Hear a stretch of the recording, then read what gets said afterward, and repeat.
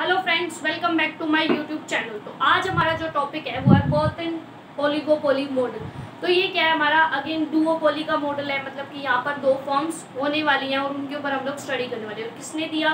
Burton ने ये जो है मॉडल दिया था। ठीक है, इन्होंने क्या किया, इन्होंने चैम्बरलिन के मॉडल को क्रिटिसाइज किया। ठीक है, चैम्बरलिन था जो चैम्बरलिन कोर्नो। तो इन्होंने क्या, कोर्नो के मॉडल को क्रिटिसाइज किया।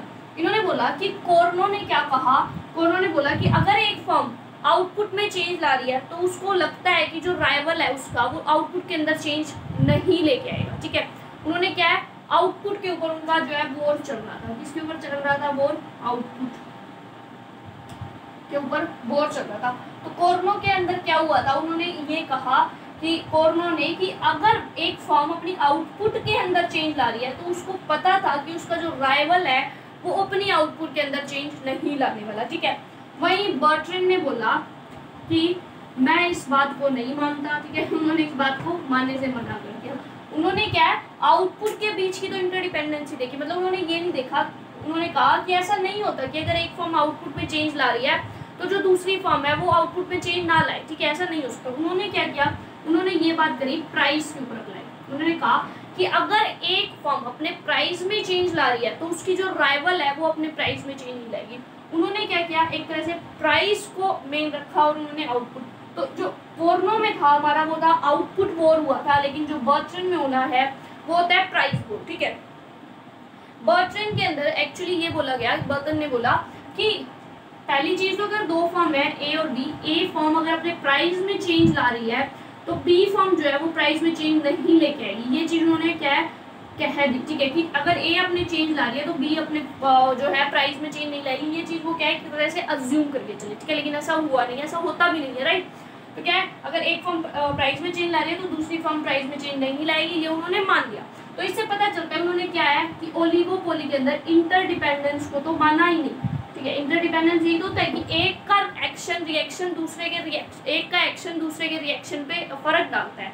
ठीक है, तो उन्होंने क्या किया, बर्ट्रैंड ने इंटरडिपेंडेंस को नहीं एक्सेप्ट किया। प्लस बर्ट्रैंड ने साथ में ये बोला कि एक जो फॉर्म होगी डुओपोली के अंदर, तो डुओपोली के अंदर क्या है, कोई भी एक फॉर्म ले लो। ठीक है, वो एक फॉर्म अपनी जितना चाहे उतना प्राइस कम कर सकती है। क्या बोला कि एक फॉर्म जितना चाहे उतना प्राइस कम कर सकती है, टिल देन उसका प्राइस मार्जिनल कॉस्ट के इक्वल ना आ जाए। मार्जिनल कॉस्ट के इक्वल जब उसका प्राइस आ गया तब वो उससे नीचे नहीं लेके जाएगी, लेकिन जब तक वो यहाँ तक प्राइस नहीं ले जाती तब तक वो क्या है, अपना प्राइस जो है जितना चाहे उतना कम कर सकती है। ये किसने बोला?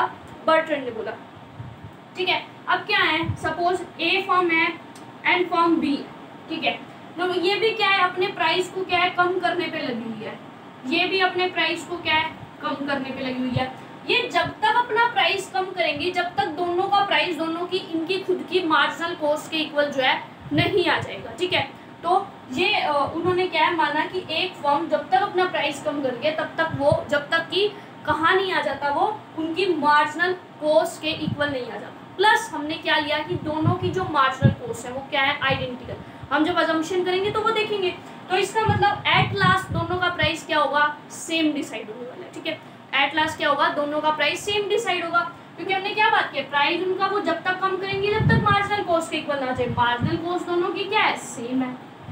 तो इसीलिए एट लास्ट उनका प्राइस जो है वो क्या डिसाइड होने वाला है, दोनों का सेम डिसाइड होने वाला है। किसके अंदर? बर्ट्रैंड के मॉडल के अंदर। ठीक है, अब हम इसको स्टार्ट करते हैं अपनी अजम्पशंस के साथ, तो फिर पूरा डिटेल में करने वाले हैं।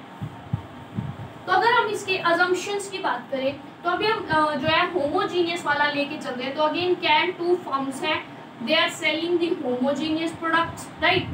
प्लस आइडेंटिकल कॉस्ट कर्व है दोनों की कॉस्ट क्या है, सेम है।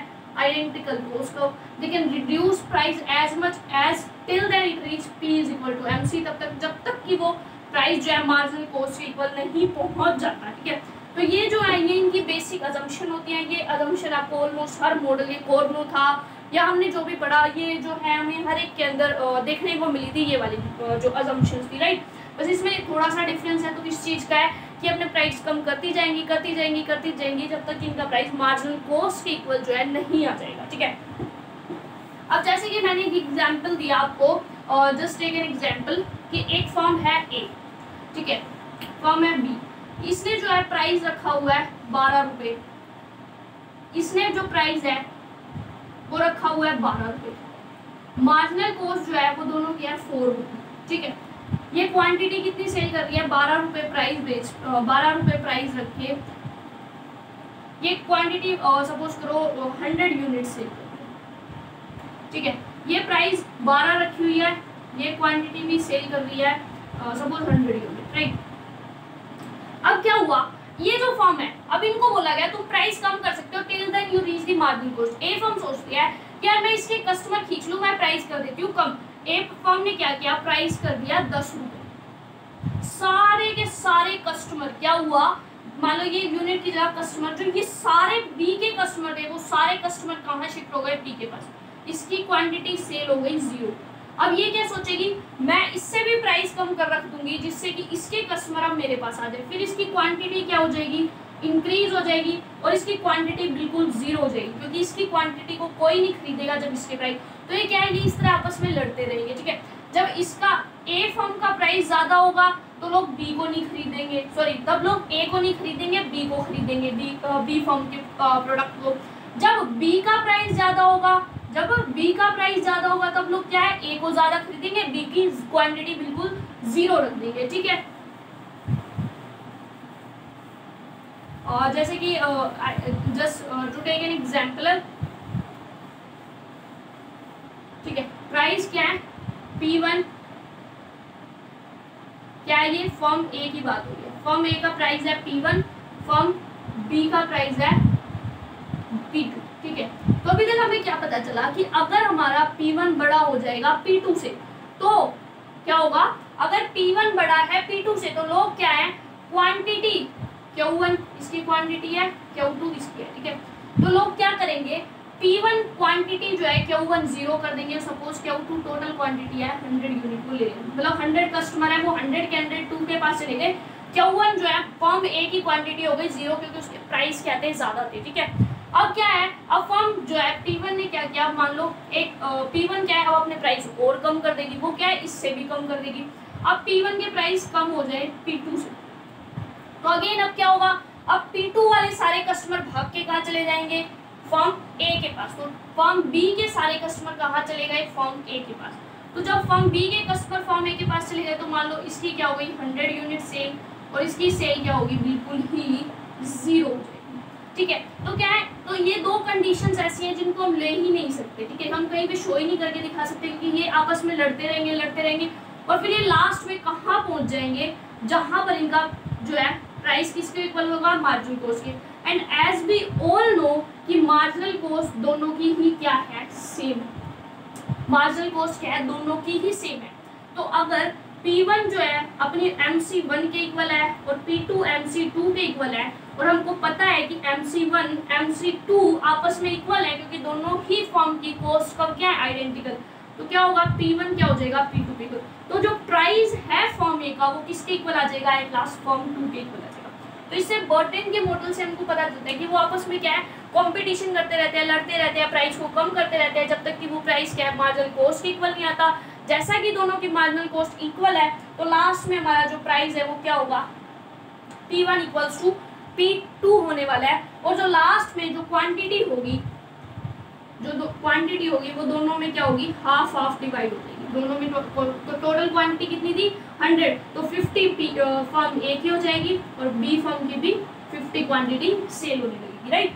तो ये जो है हमको मेन यही स्टडी करना है कि जब दोनों के प्राइस क्या है, इक्वल है, जब दोनों के प्राइस इक्वल है तो दोनों क्या है, हाफ हाफ क्वांटिटी सेल करेंगे, दोनों क्या है Q/2, मतलब कि टोटल क्वांटिटी का हाफ जो है दोनों सेल करने वाले हैं, ठीक है। तो इसको हम बेसिकली लाइक एक इक्वेशन की तरह देखते हैं, काइंड ऑफ फंक्शन की तरह हम लोग इसको देखते हैं। तो अगर हम एग्जांपल लें कि प्राइस इक्वल्स, क्योंकि मैंने क्या बताया कि प्राइस जो है वो लास्ट में क्या होगा, दोनों का सेम, तो इसलिए हम किसी एक का प्राइस भी ले सकते हैं, राइट। और क्वांटिटी भी दोनों में क्या होने वाली है, हाफ हाफ डिवाइड होने वाली है, ठीक है।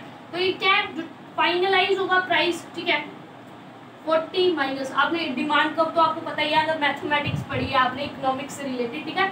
तो हमारी डिमांड कर्व क्या होती है लीनियर फंक्शन के अंदर, that is something a minus B P, ठीक है, कुछ हमारी ये होती है क्या a माइनस बी पी हमारी डिमांड कर्व होती है। तो b सपोज मैंने ले लिया 5 and this is our p, ठीक है। तो ये क्या है, price is equal to 40 minus B. अब जो है हमारी मार्जिनल कॉस्ट है वो मान लो 10 है, प्राइस भी सॉरी मार्जिनल कॉस्ट 5 लिखो, ठीक है, प्राइस भी है 5, क्योंकि लास्ट में क्या है मार्जिनल कॉस्ट प्राइस के इक्वल होगा, तभी तो एक ही प्राइस डिसाइड होता है दोनों का, तभी तो प्राइस सेम आता है दोनों का, ठीक है। अगर हम यहाँ ये वैल्यू सॉरी क्या तो हमारा क्या होने वाला है अब P, अगर हम यहाँ पुट करें P इज 5, तो P 5 40 माइनस 5 क्यों, तो 5 minus 40 is equal to minus 5 Q, minus 35 is equal to 5 Q, minus का माइनस से माइनस कैंसिल कर सकते हैं, तो क्यों इज इक्वल टू 35/5, तो हमारा क्यों क्या आ गया 7। तो क्वांटिटी हमारी क्या आ गई 7, तो टोटल क्वांटिटी है क्या है टोटल क्वांटिटी, तो टोटल क्वांटिटी हमारी क्या हुई 7। अब जैसे कि हमको पता है कि फर्म ए है फर्म बी है, जब उनकी मार्जिनल कॉस्ट प्राइस के इक्वल है तो वो टोटल क्वांटिटी का दोनों क्या है हाफ हाफ सेल करने वाले हैं। तो फर्म ए जो है वो प्राइस पी पर मतलब कि 5 रुपी प्राइस पर, प्राइस कितने पर 5 रुपी के ऊपर वो कितनी क्वांटिटी सेल करने वाली है, टोटल क्वांटिटी का हाफ, टोटल 7 हाफ 3.5, ठीक है। सेम फर्म बी जो है वो भी क्या करेगी, अब प्राइस कितना वही 5 रुपी, तो प्राइस 5 रुपी के ऊपर वो कितनी क्वांटिटी सेल करेगी 3.5, ठीक है। अगर फिर इन्होंने खेल खेला प्राइस, अब तो ये कम कर ही नहीं सकते क्योंकि एट लास्ट वो क्या है उनकी मार्जिनल कॉस्ट के इक्वल आ चुका है प्राइस, ठीक है।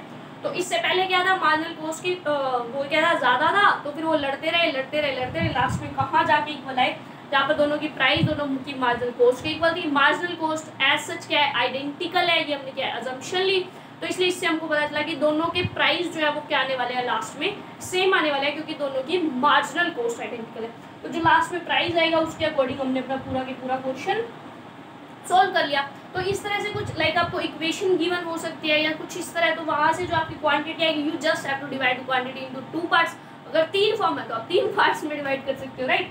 तो ये हमारा क्या था एक तरह से हमारा मॉडल हुआ जिसमें हम होमोजीनियस प्रोडक्ट लिख देते।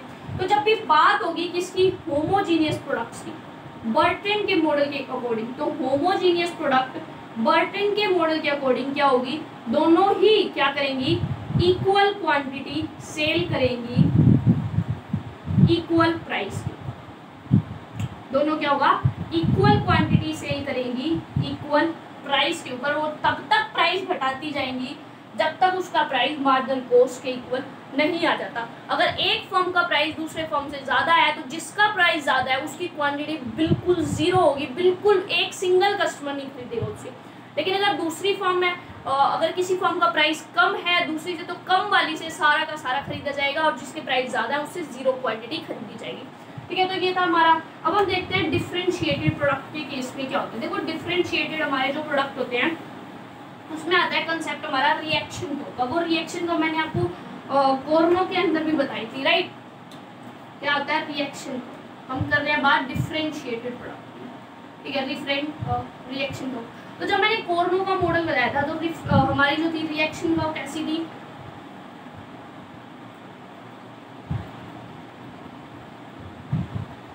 राइट। मैंने इस तरह से हमारी क्या बनाई थी ठीक है। ये ए की रिएक्शन का बी की रिएक्शन का, ठीक है, कुछ ऐसे बनाई थी मैंने, ए की रिएक्शन का और बी की रिएक्शन का, ठीक है। ये हमारी किस थी कोर्नो के केस में। ये हमारी इस तरह की होती, मतलब कि ये क्या है लेफ्ट की तरफ, ये क्या है लेफ्ट की तरफ जा रही है, ठीक है। देखो ये क्या है लेफ्ट की तरफ आ रही है, ये भी क्या है लेफ्ट की तरफ। तो ये लेफ्ट की तरफ जा रही थी क्यों, क्योंकि कोर्नो के अंदर हमारा क्या चलता था आउटपुट मोड चलता था। क्या चलता था आउटपुट मोड, क्या चलेगा आउटपुट मोड चलेगा, फाइन। कोर्नो के अंदर हमारा क्या चल रहा है आउटपुट मोड चल रहा है, तो इसीलिए ये क्या गई लेफ्ट की तरफ। लेकिन अब हम बात कर रहे हैं किस चीज की, हमारी बर्ट्रेंड के मॉडल। बर्ट्रेंड के अंदर हमारा क्या होता है प्राइस वॉर, ठीक है। बर्ट्रेंड के अंदर हमारा क्या होता है प्राइस वॉर। तो जब प्राइस वॉर होता है तो इस बार हमारी जो रिएक्शन कर्व्स होती है वो किस तरफ जाती है राइट वर्ड जाती है, ना कि लेफ्ट वर्ड, ठीक है। यही डिफरेंस होता है कि उसका इधर जाता है और उसका जो है आप देखेंगे तो रिएक्शन कर्व इसका इधर जाएगा। और ये रिएक्शन कर्व कैसे बनते हैं, आइसोप्रोफिट जो है हम देखते हैं, फिर रिएक्शन कर्व बनाते हैं और उसके अकॉर्डिंग हम वहाँ से इक्विलिब्रियम काइंड ऑफ डिसाइड करते हैं। लेकिन अभी हमने देखना है कि कौन कितनी क्वांटिटी सेल करेगा, तो हम सिंपली किसके थ्रू देखते हैं, रिएक्शन कर्व। ठीक है, तो इस बार जो हमारा मान लो रिएक्शन कर्व है किसका, फॉर्म ए का, वो किस तरफ जाएगा, राइट की तरफ, ना कि लेफ्ट। पहले वो क्या था, मान लो ये था, वो इस तरह गया था, ठीक है, लेफ्ट की तरफ। लेकिन इस बार वो कहाँ जाता है, वो राइट की तरफ जाता है, क्योंकि यहाँ पर हमारा क्या चल रहा होता है, प्राइस वॉर चल रहा होता है, जस्ट बिकॉज ऑफ दैट। ठीक है, तो ये हमारा कहाँ जाने वाला है, राइट की तरफ। ठीक है, ये गया। अब जो फॉर्म बी का जो रिएक्शन का होगा वो भी हमारा किस तरफ जाएगा, वो भी राइट की तरफ जाएगा, क्योंकि यहाँ भी प्राइस वॉर होता है दोनों फॉर्म के बीच में। तो ये क्या हो गया हमारा ए का रिएक्शन कर्व, क्या हो गया बी का रिएक्शन। ठीक है, और ये रिएक्शन कर्व कैसे बनते हैं, ये जो आइसोप्रोफिट कर्व है जहाँ पर ये इक्विलिब्रियम पे आएंगे वो हमारा रिएक्शन कर्व। जैसे कि अगर आप मैथमेटिकल इकोनॉमिक्स करोगे तो आप क्या है, एमआर को जब एमसीक्यू पर रखोगे तो क्वांटिटी की समथिंग कुछ मान लो वैल्यू आ जाए 35 माइनस 5p, तो आपको क्या करना है, आपको p की वैल्यू पुट करनी जानी है, क्या हुआ आपके बार बार निकलते जाएंगे, जब ग्राफ पे प्लॉट करोगे तो आपको रिएक्शन कर्व्स मिलते हैं। ठीक है, और ये हमारी क्या होती है, आइसोप्रोफिट कर्व। जैसे हमारी इनडिफरेंस कर्व थी और साथ में आइसोक्वेंट कर्व थी, सेम हमारी क्या होती है, आइसोप्रोफिट कर्व। तो जब हमारा इक्विलिब्रियम कहाँ आएगा, बर्ट्रेंड के, जहाँ पर हमारी दोनों की रिएक्शन कर्व मीट करेगी। ठीक है, तो ये पर्टिकुलर क्वांटिटी वो ए की बनाएगा, पर्टिकुलर क्वांटिटी वो जब बी की सेल करेगा डिफरेंशिएटेड प्रोडक्ट के अंदर, तब वो क्या है, इक्विलिब्रियम में होने वाला है। ठीक है, तो रिएक्शन कर्व हमें देखनी है, बस आपको एक छोटा सा याद रखना है कि ये क्या है, रिएक्शन कर्व कहाँ जाएंगी, दोनों की लेफ्ट की तरफ जाएंगी, जबकि जो कोर्नो था उसके अंदर हमारी जो दोनों की जो रिएक्शन कर्व्स होती थी वो राइट की तरफ जाती थी। ठीक है, तो यही थोड़ा सा हमारा डिफरेंस था रिएक्शन कर्व्स के बीच में। So thank you so much, I hope आपको समझ आ गया होगा। Still you have any doubt आप कमेंट सेक्शन में बता सकते हैं। एंड यस, वीडियो को लाइक कर देना, चैनल को सब्सक्राइब कर देना। मिलते हैं नेक्स्ट वीडियो के अंदर, टिल देन बाय बाय।